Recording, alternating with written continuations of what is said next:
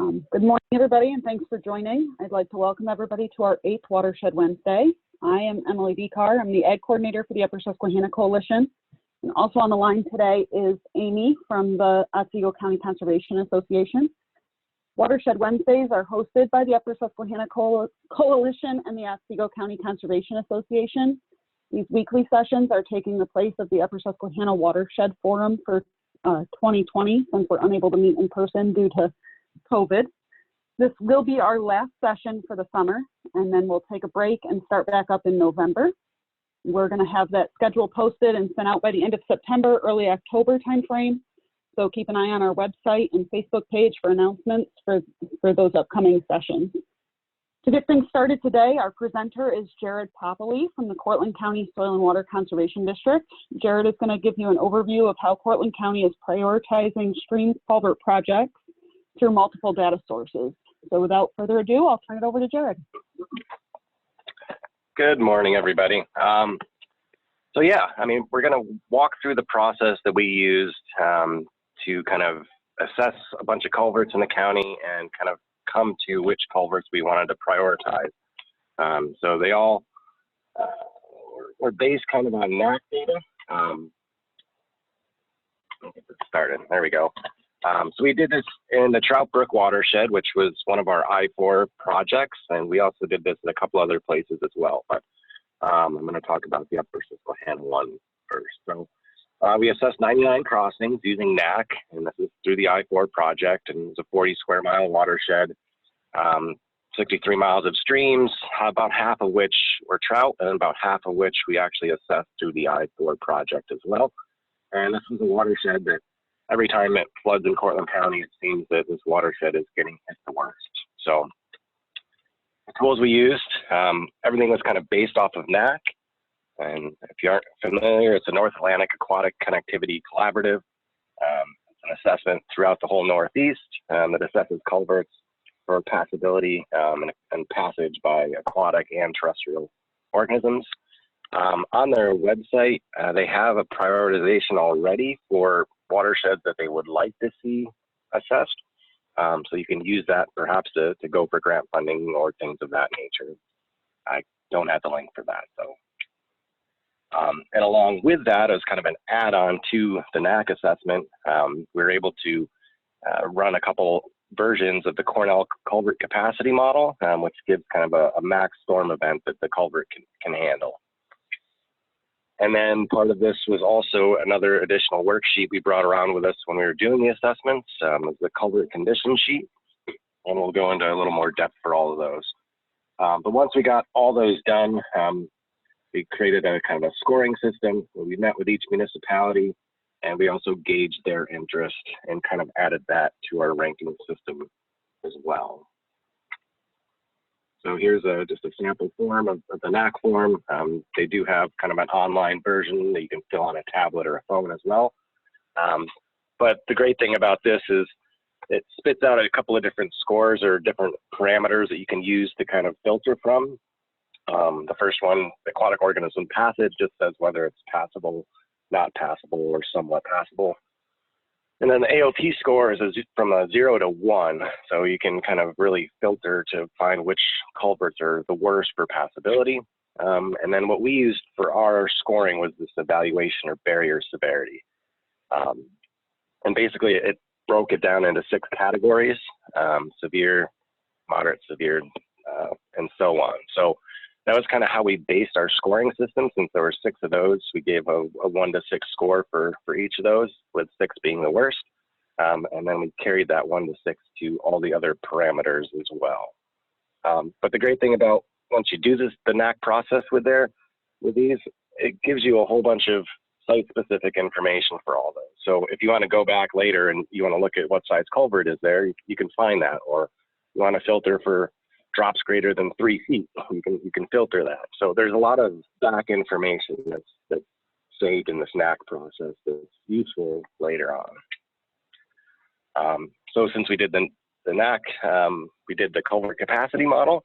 So you utilized all the NAACC data to estimate the hydraulic capacity of the culvert, and it kicks out kind of the largest storm event that can handle. the first version that we ran with this was kind of rough. It sent out a bunch of, said some of the culverts, most of the culverts we had actually couldn't handle a 0 to 1 storm event. But it does, they did tweak it a little bit.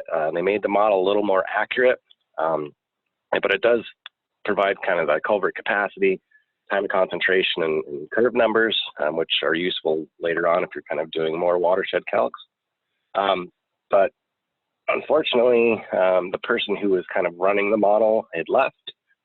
So it's kind of left in limbo right now. So there isn't really support for it.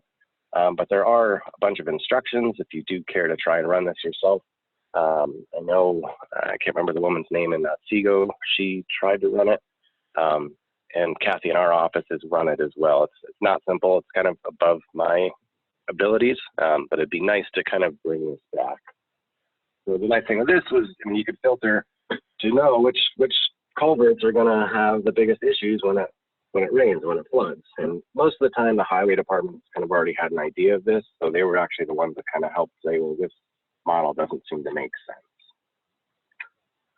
And another form we used was the Culvert Condition form. It's just a data sheet and a visual assessment of the culverts. This is something that probably the highway departments could use as well.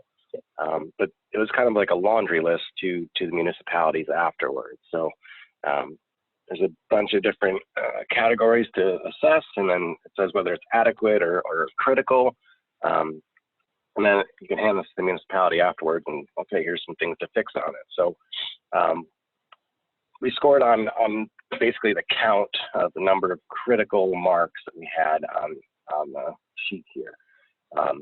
Wasn't perfect, but I mean, it was the best we had was what we had done. So I would like to, there are a few changes I might like to see to this form. And I think it's on the NAACC website now. I'm not 100% sure. So from there, we kind of gave everything a score of 1 to 6. And here's kind of the breakdown of how we did that. So under the aquatic or the NAACC score of 1, everything was passable, had no problems, or 6, it wasn't passable at all. The Cornell models, so if it was 100-year or greater storm event, it got a score of 1, or if it was a 2 or less, it got a score of 6. So from there, scored each of the metrics, and we had a maximum score of 18 for all the culverts. So for the Trout Brook watershed, we had about 100 culverts. And so there was how we came up with the priorities. So if it had a 15 or greater, it was a high priority, or a 9 or less, it was a low priority. The great thing with these, though, is it's kind of a snapshot. And if we start kind of working on some of these culverts, we can kind of keep working down the list and really start fixing things. So, but once we came up with our scoring, we went and met with each municipality and added a separate column with their priorities. And seemed like most of the time, though, a bad culvert was a bad culvert was a bad culvert. So a lot of times those priorities lined up, or sometimes it might have been a bad culvert that was way up in a watershed and, you know, it didn't really connect to anything. So maybe it didn't end up being a high priority in the end. So when we did our assessment or the prioritization process, we removed private culverts. We didn't assess those for NAACC. And we also removed state DOT, because a lot of the culverts, at least in this watershed, were actually bridges. So we didn't feel that we were going to actually do work with state DOT on these. So, but kind of the take home with this was when we were working with the municipalities and going over all of this, I mean, for the most part, they were happy to get any assistance they can with any of the culverts they could. So we could kind of drive that ship along with them, helping steer a little bit. So here's kind of our breakdown of all the culverts for the Trout Brook watershed. So we wanted to try and keep 1 or 2 priority culverts for each municipality, just to kind of keep it simple.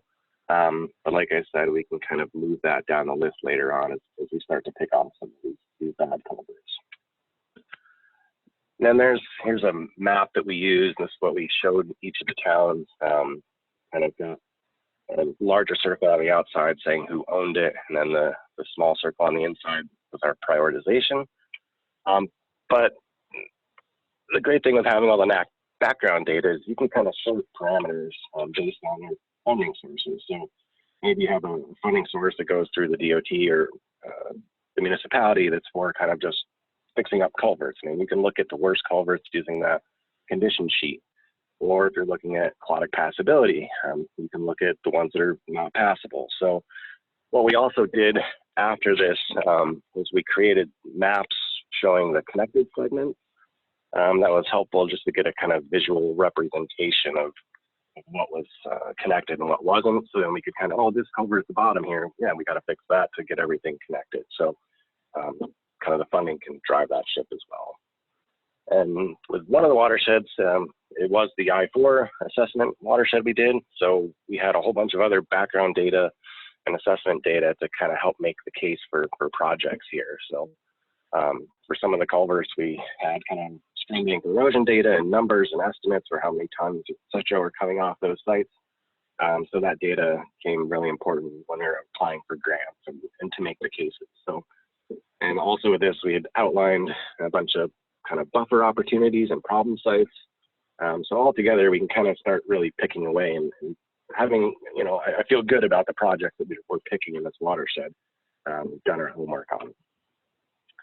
So here's just a breakdown of the I-4 data, the assessment that we did. So we had like 391 total problem sites, and there's a whole bunch of issues here. So there's a reason we picked this watershed. But adding in the culvert information, we can really start to prioritize and kind of get the most bang for our buck with our projects. We also did this process, at least for the culvert assessment stuff, in our version of the Finger Lakes watershed. We used the same kind of protocol using the NAACC, the culvert assessment, and the Cornell model. We just had to shift kind of where some of the scoring were. So we ended up with 74 culverts. We did 103, but many of them were private, or some of them kind of weren't actually crossings or bridges. So same process.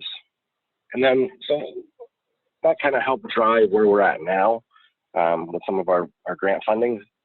But looking forward, I mean, there's other data, there's other information you can use to kind of help tell the story or make the case for your projects, or just for yourself, you know, that, you know, you're doing the best with what you have and picking the best site. So the Eastern Brook Trout joint venture is one data set I would recommend people get, but it's by watershed or subbasin, and it says kind of historically which trout species were in that watershed.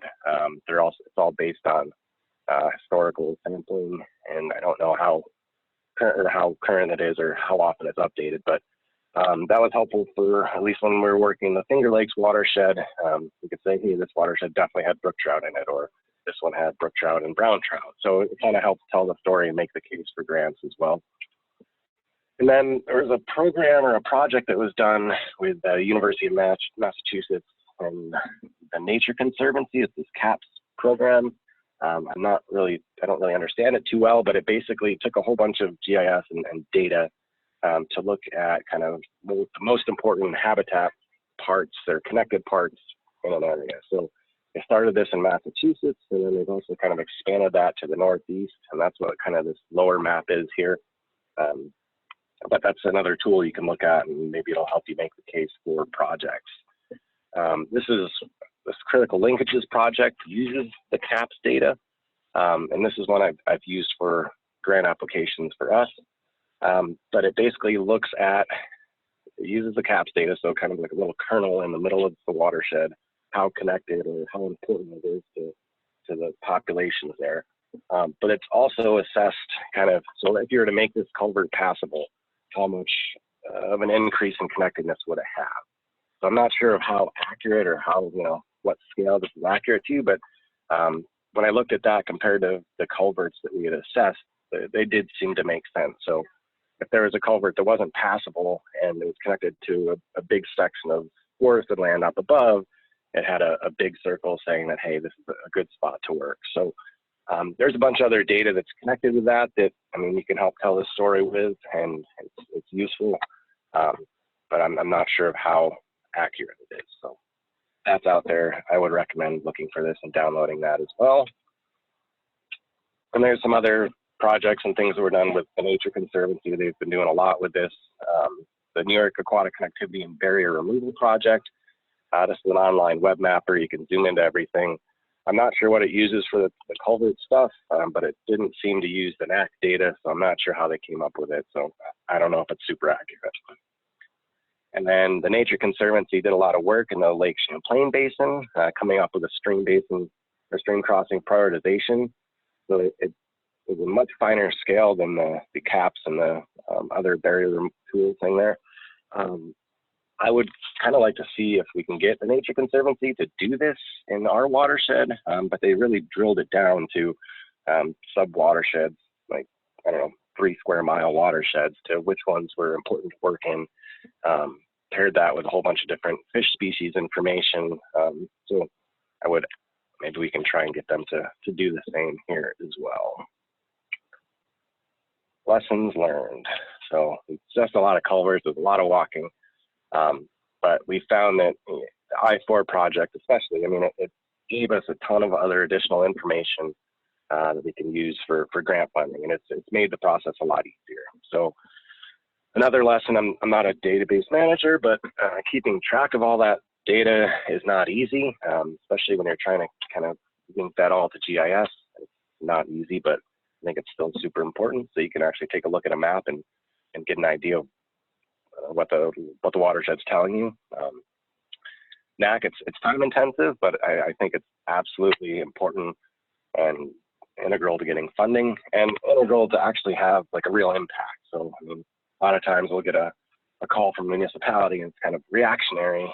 When we do the NAACC process and kind of go through some of this prioritization, it goes from being reactionary to being proactive. So we're picking the worst of the worst instead of whatever the municipality wants to do. So we did also learn that garbage in, garbage out. So you got to make sure that the person that's doing some of the NAACC assessments really know what they're talking about and they're going to take it seriously. So we had some issues with a few of the culverts that I knew were in bad shape, and then looked at the NAACC data and it didn't come up. So keep track of that. And there's some scary culverts out there, but ultimately municipalities want help with these and they're welcoming to all this. The wish list, maybe we can develop a form, or we could go on a tablet or something that we can add some of this Cornell with the culvert condition sheets.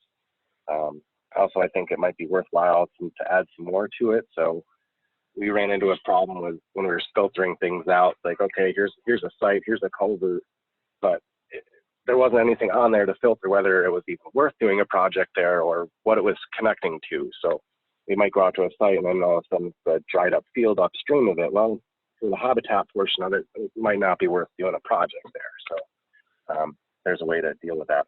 Might be good to add to a form. And I already kind of talked about the Cornell model. It was updated, but then the person left. It's really kind of an important link, I think, for this prioritization.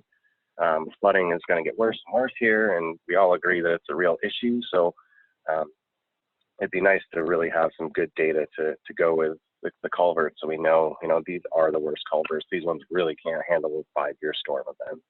That'd be nice if we get somebody to pick that up as well. And then, like I said, that if we can get the Nature Conservancy to kind of do the basin stream crossing prioritization.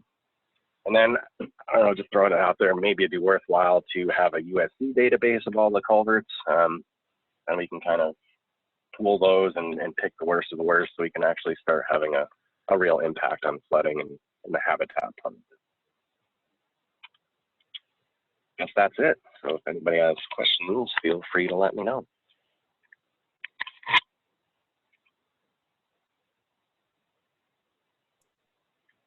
All right, so we have some questions in the chat, Jared.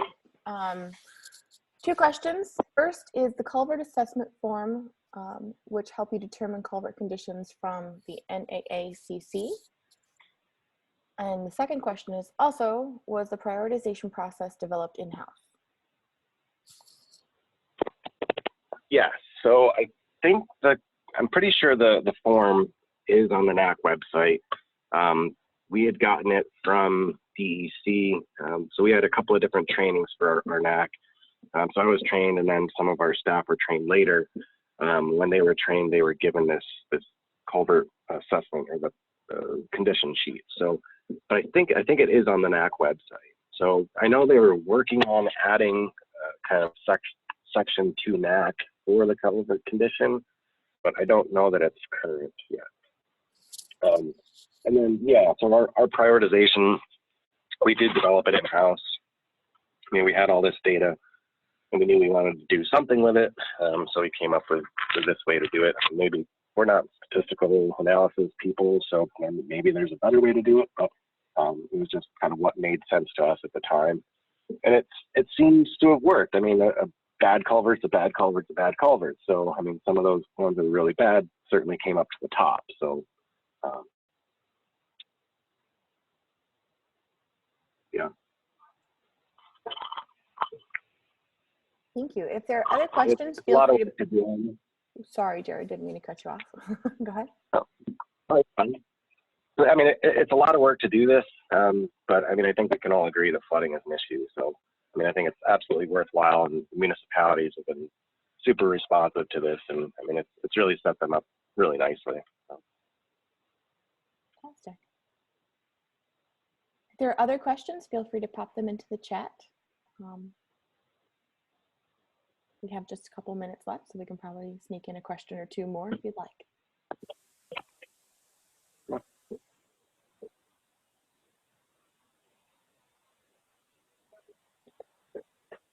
Yeah, or if anybody has any questions, feel free to email me or give me a call. But I mean, I think it'd be nice to do this basin-wide. So we have one more that popped in. Did you run All the right. culvert? Yeah, did you run the culvert capacity model, or did Cornell do it for you? Both. So the first run we had Cornell do for us. Actually, DEC actually did it for us.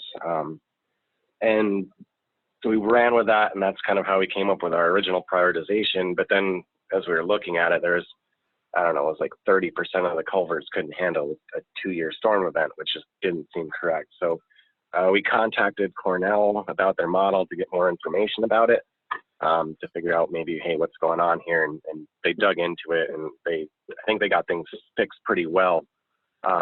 But there's nobody to support that at this time. So the woman who kind of did all that work, and she kind of left. And I mean, there's still some people at Cornell that kind of are there that are aware of the project, but nobody has actively picked it up. So we did run it as well. We had a few minor issues with how it was done, but then we ended up sending it back to DEC, and they ran the latest model. So. But for our other watersheds, I haven't gotten it run for those yet. So it'd be nice to. All right. But there are instructions. I can send a link out for where that stuff lives, and there are instructions on running the model and the data you need and how to set all that up. But it's above my head. Well, that would be great. We can actually attach that link to all of our distribution of the recording of today's event. And Sure.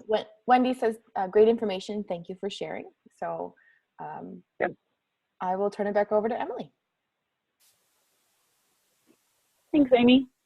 Thank you, Jared, for presenting. It was a great presentation. If anybody else has any questions, you can either forward them to me directly and I can get them to Jared, or if you have Jared's info, you can send them to him. Otherwise, I just want to remind everybody that we will not be having Watershed Wednesdays in September or October, and we will be starting back up in November. So keep an eye out for an email that'll come out, as well as a notification on our Facebook page and website. And I'm sure Otsego County Conservation Association's website and Facebook page as well. So thank you, everybody, for participating today. Thank you, guys. Thank you.